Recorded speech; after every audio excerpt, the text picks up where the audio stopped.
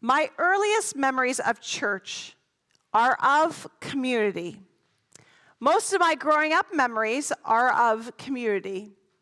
Church picnics, church families gathering together to go to Block Island or have dinner on Christmas Eve, youth group retreats, and mission trips.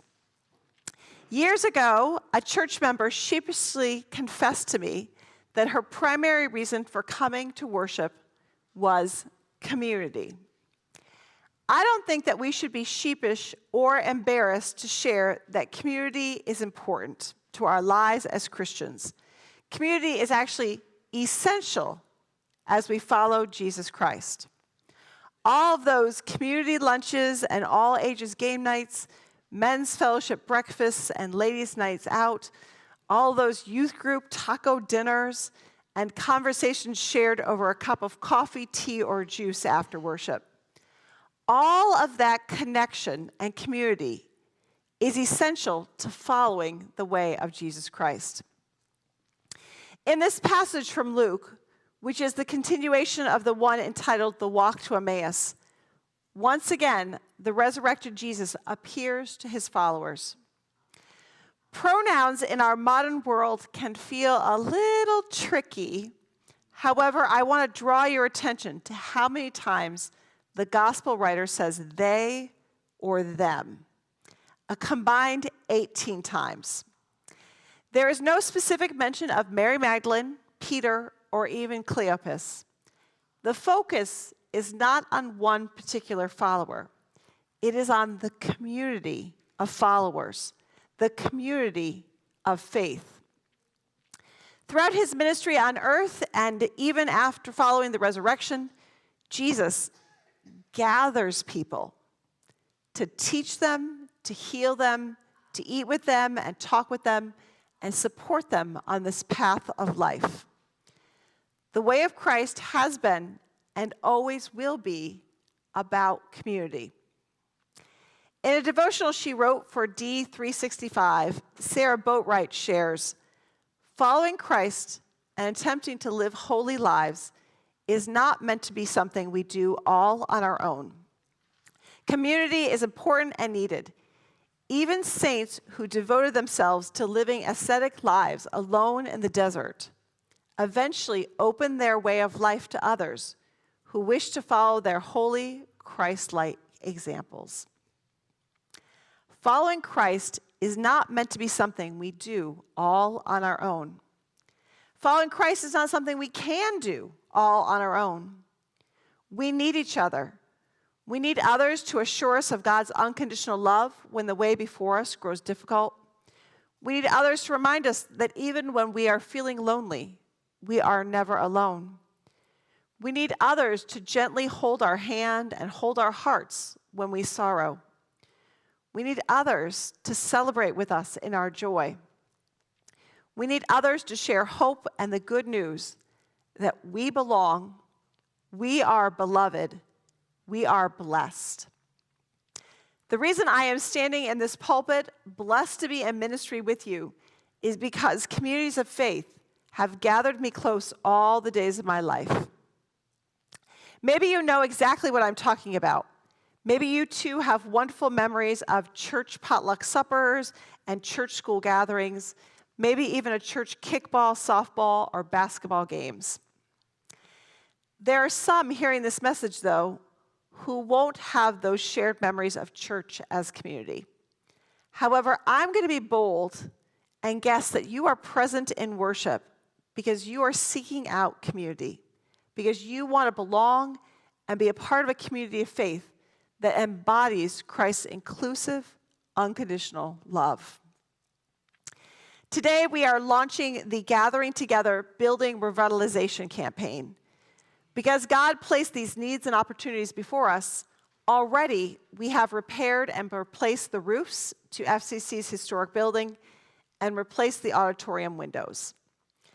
Sometime soon, although not today because it's a little cooler than average in Connecticut, we are going to be so grateful to be able to open those windows in the auditorium so easily, or hopefully even turn on the air conditioning when it gets really hot. And not just our church community will be glad to have this updated space. piano recitals and Eagle Courts of Honor, bridal and baby showers, and gatherings of those interested in historic clocks and those interested in historic connections. FCC's building is beautiful, and even more, it's an important asset that enables us to gather people together. To gather people together for worship, to gather people together for concerts, to gather people together for conversation and meals, to gather people together to celebrate and to sorrow. And when we gather together, Christ is present. Christ's love is present with us. Christ's hope is present with us. In this world where so many people feel like they are walking the journey of life alone, in this world where too many people feel isolated and disconnected, in this world where there is too much us versus them, it is powerful. It is life and world-changing to gather people together in community.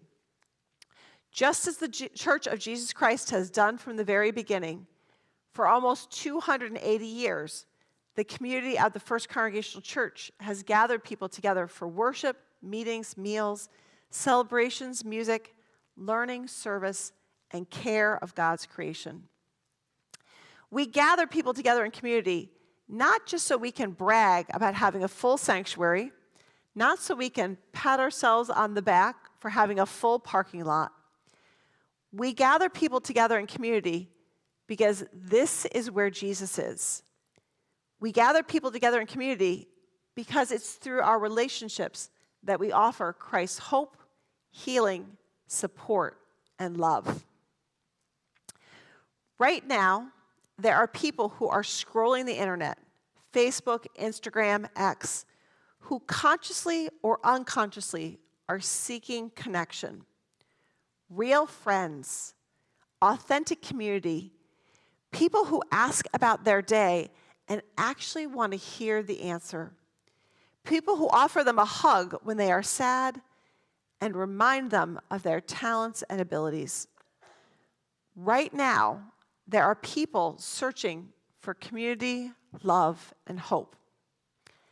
And they are not likely to be looking to a church because church is so far outside our culture in New England. We have generations of people who have been raised without any connection to the church because what they've learned from our culture is that Christians judge and criticize. They don't know that what Christians actually do is gather to sing and laugh and eat and support each other through the joys and challenges of life. Whenever we have done a significant revitalization work on our building, some in our church community have thought about it in the vein of, if you build it, they will come. Now, as awesome as our renovation 9 years ago was, no one is coming to worship and to be a part of Christian community because we have accessible bathrooms or a fancy elevator that stops 6 times in 3 stories, right? It's not why they're coming. We continue to revitalize our building, the roofs, the windows, the HVAC, the new serving area, and the guild room, so people can come. So when we go out into our city and connect with our wider community at Bristol's America 250 events or at Family Fun Day in June, we know that this historic building will continue to be a place where people can gather in safety, comfort, and faith. In the Gospel of Matthew, Jesus says, "For where 2 or 3 are gathered in my name, I am there among them." We see that clearly in this story from the Gospel of Luke. Jesus is always with us, guiding us forward through his community, guiding us forward in peace and love, guiding us to go and gather others that all might know the blessings of Christ's inclusive, welcoming community. Amen.